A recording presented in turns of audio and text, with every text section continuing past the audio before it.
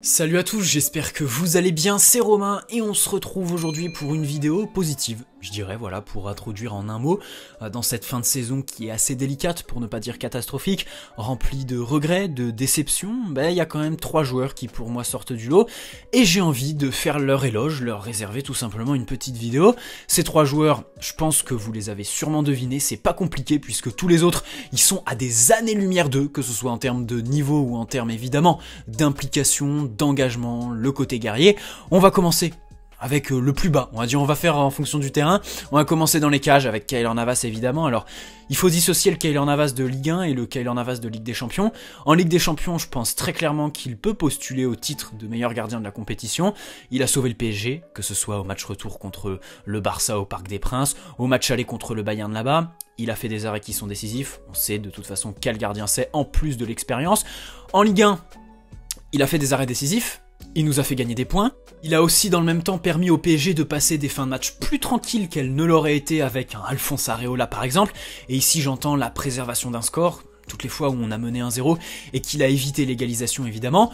La régularité aussi, parce que ce soit le samedi à 17 h ou le mardi en Ligue des Champions, c'est le même Keylor Navas, le mec qui t'empêche des buts, qui est très très bon sur les frappes à bout portant, en termes de réflexe, sur coup de pied arrêté, sur sa ligne aussi, dans les airs, très agile, énorme détente, très belle capacité aussi pour se jeter au sol très rapidement. Petit bémol sur son jeu au pied au niveau des relances, et ça, on sait que ça porte défaut au PSG cette saison, c'est vraiment la nuance qu'on mettrait sur Keylor Navas, qui n'est pas parfait évidemment, c'est ce jeu au pied, il a tendance à dégager de manière pas très précise, mais aussi et surtout dans la précipitation. Et on sait tous qu'au PSG, avec ses latéraux, avec le déficit technique au milieu de terrain par exemple, la plupart du temps, quand Verratti n'est pas là par exemple, c'est un peu compliqué d'avoir un Keylor Navas qui balance les ballons en touche 50-60% du temps. Mais dans tous les cas, il est irréprochable cette saison. Pareil, au niveau du projet, je pense qu'on peut facilement, après cette saison, l'élire meilleur recrue du PSG sous QSI, meilleur coup, encore une fois, merci au Real Madrid, il renvoie quelque chose, ce côté exemplaire, le fait que sa communication soit très très bien maîtrisée, ça aussi ça fait plaisir, ce qu'il a créé avec les supporters, c'est pas forcément quelqu'un qui s'exprime tout le temps, d'abord parce qu'il parle pas français, il est costaricien, et ensuite parce qu'il donne pas beaucoup d'interviews, c'est vrai que Keylor Navas on l'entend pas beaucoup, malgré sa discrétion, il fait l'unanimité quoi, le mec il fait l'unanimité au sein des supporters, il vient de prolonger récemment, et c'est une excellente nouvelle, parce que au-delà de tout ça, au niveau du club, le recrutement de Keylor Navas nous a permis d'arrêter cette fameuse concurrence qui était malsaine pour les joueurs et pour le club au poste de gardien. Donc vraiment Keylor Navas, merci à lui, régularité, décisif évidemment, un gardien en or. Et d'un autre côté, encore une fois, je suis déçu de l'inclure dans ce genre de vidéo, de dire que le top 3 des meilleurs joueurs de notre saison, c'est Keylor Navas. J'aurais préféré dire que c'est notre attaque, parce qu'on a bousillé toutes les défenses d'Europe, et parce qu'on défendait bien, parce qu'on n'avait pas besoin d'avoir un gardien qui fasse 15 arrêts par match pour qu'on puisse préserver un score. Malheureusement, ce n'est pas le cas. Devant lui, il y a quelqu'un qui est tout aussi irréprochable, Marquinhos. Alors vraiment Marquinhos, là-dessus je vois vraiment pas de nuance en fait pour Marquinhos, à part les blessures aux adducteurs comme je le disais dans une précédente vidéo, le Covid qu'il a un peu stoppé, les absences quoi, qui sont malgré lui, sinon c'est parfait, pareil il a prolongé récemment, enfin c'était la saison dernière, c'est quelqu'un qui a une aventure parfaite au PSG, il a toujours eu une relation de malade avec les supporters, très solide évidemment, il renvoie à la fidélité évidemment au niveau du projet, la fiabilité. Son discours est très juste, il est très clair dans les intentions, il traduit aussi ça par des actes évidemment, et ici, si je devais balancer une balle perdue à Neymar, je dirais que t'en as un qui a promis mourir sur le terrain pour se qualifier face à Manchester City, au final aujourd'hui il est pas mort, il a sorti sûrement les 2 pires prestations de sa saison la semaine dernière, lors du match contre Rennes et le retour contre Manchester City, alors que Marquinhos, que ce soit avant les matchs ou après les matchs, sa communication elle est parfaite, elle est traduite aussi par des actes, parfaite parce que traduite par des actes, au-delà des mots qui sont toujours très justes et toujours très bien utilisés. Sur le terrain, évidemment que c'est la classe mondiale Marquinhos, évidemment que c'est un défenseur moderne, d'abord parce qu'il est très rapide, très efficace dans les duels, parce que toujours très concentré, il axe aussi on va dire ses duels pas vraiment sur le haut de son corps. C'est vrai que Marquinhos, il est facilement bougeable, ce serait gros. Mais ce que je veux dire, c'est qu'il axe beaucoup plus son appréhension du duel sur ses appuis. Il est toujours très bien au niveau des appuis et au niveau du sol, plutôt que de venir utiliser par exemple le haut de son corps pour venir bouger l'adversaire. Il préfère rester concentré, rester toujours sur ses appuis et toujours très réactif. Ça, c'est une de ses premières qualités au duel évidemment. Très bon dans la lecture du jeu, défenseur moderne aussi, parce qu'à la relance il est très intéressant, et ici, voilà, on n'arrêtera jamais de faire l'éloge de ces ballons pieds en rupture qui font un mal fou aux adversaires, et qui enfin, c'est un truc de fou quand même, c'est un défenseur central, et la plupart du temps, le mec, il est plus intéressant que le milieu de terrain dans les transmissions longues. Parce qu'il arrive à lancer des transversales, trouver entre les lignes, parfois il a trouvé Neymar entre les lignes aussi, lancer même l'avant-centre, grâce à ces ballons pieds en rupture qui sont toujours très justes, il maîtrise ça à la perfection. On voit aussi qu'il a travaillé avec Thiago Silva au niveau de la sérénité qu'il dégage évidemment. C'est un capitaine très serein. Bon, on pouvait avoir des doutes en août dernier, aujourd'hui on n'en a plus quoi, sur le capitana, franchement j'en ai plus.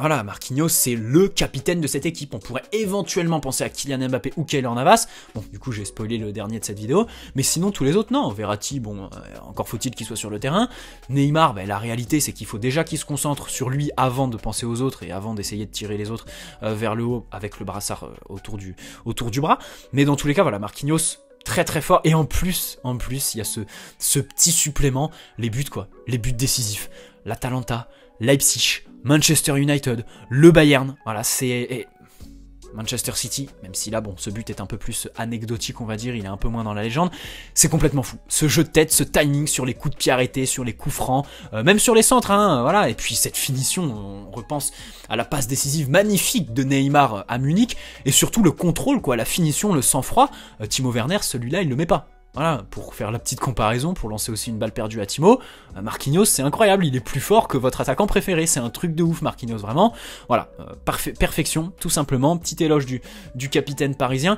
Je pense que le PSG ne le mérite pas tout simplement, et qu'il lui faut évidemment un contrat à vie, et qu'il ne doit pas quitter le PSG tant qu'il n'a pas gagné la Ligue des Champions. Dans cet effectif, s'il y en a un à qui le club doit une coupe aux grandes oreilles, c'est Marquinhos. Alors on va finir évidemment avec, vous l'avez compris, hein, alors lui, on va poser une autre nuance. Parce que c'est vrai qu'il y a eu des prestations quand même en dents de scie, une traversée du désert, tout simplement, là, en fin d'année 2020, le début de saison qui a été un peu poussif, notamment à cause du fait qu'il ait eu le Covid, pas de préparation physique, j'insiste sur le fait qu'il ait eu le Covid, et aussi par l'enchaînement des matchs, l'enchaînement aussi des rassemblements avec les Bleus, Didier Deschamps qui ne l'a pas ménagé.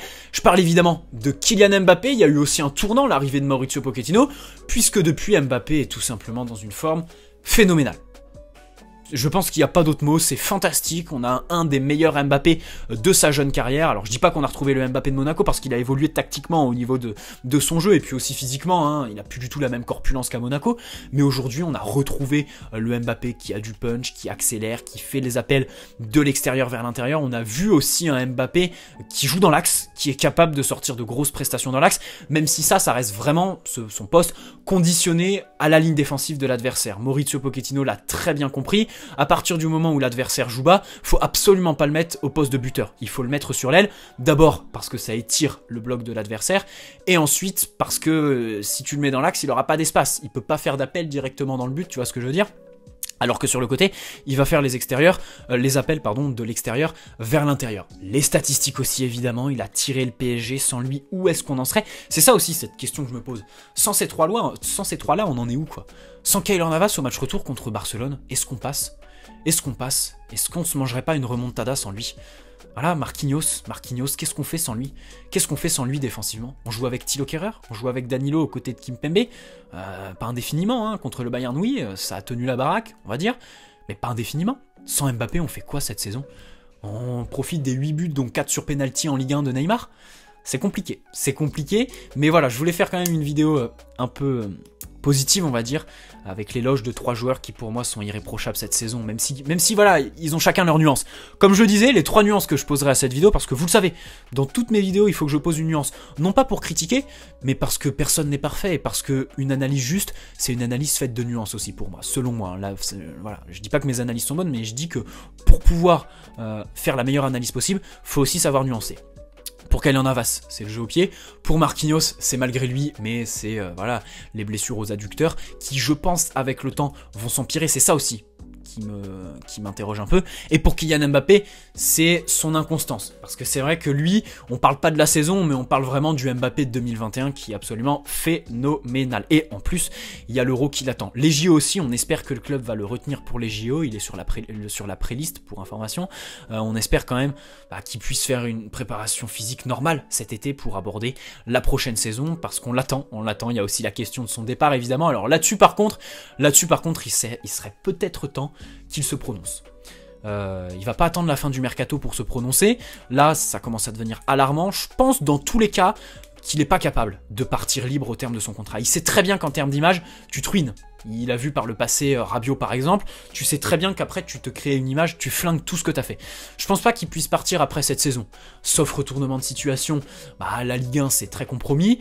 On va s'en sortir avec au maximum la Coupe de France et le Trophée des Champions. Sachez que j'enregistre cette vidéo avant le match à Montpellier et à l'heure où j'enregistre cette vidéo, j'ai absolument pas confiance en le PSG. Du coup ça se trouve, qu'à l'heure où vous regarderez cette vidéo, on sera éliminé de la Coupe de France. Mais voilà, ce que je veux dire, c'est que cette saison, elle est quand même pas parfaite pour les 50 ans du club. On est peut-être allé en demi-finale de Ligue des Champions, mais on va pas se contenter en termes de titres d'un Trophée des Champions ou d'une Coupe de France, évidemment. Et surtout, il y a les regrets au niveau de la Ligue des Champions, parce qu'on sort contre ce Manchester City-là, qui est très très bon évidemment, mais tu peux pas sortir.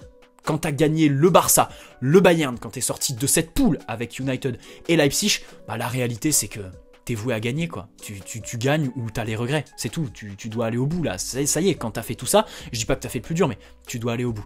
Donc pour la prolongation d'Mbappé, il serait temps de se prononcer, et dans tous les cas, je pense pas qu'il partira libre en 2022. Voilà, allez, très bonne soirée à tous, j'espère que cette petite vidéo vous aura plu, petite vidéo éloge. On se retrouve demain pour une vidéo, j'ai prévu quoi, Oussem Aouar. Demain c'est Oussem Aouar, et après-demain, je sais pas, soit Kamavinga, soit Romain Fèvre. Merci pour votre présence évidemment, on essaye de vous combler par la régularité, et puis avec voilà des petites vidéos qu'on travaille. Sachez aussi, j'ai pris en compte les gens qui me disaient on en a marre de voir ta tête. Je mets des comps, même si au niveau des droits d'auteur, c'est un peu plus chiant, ça me prend plus de temps, mais c'est pas grave, voilà, je vous mets des petites comps. J'espère que ça vous plaît, n'hésitez pas, j'attends tous vos retours évidemment, en DM sur Insta ou dans les commentaires. Très bonne soirée à tous, j'en ai assez dit, allez Paris, ciao.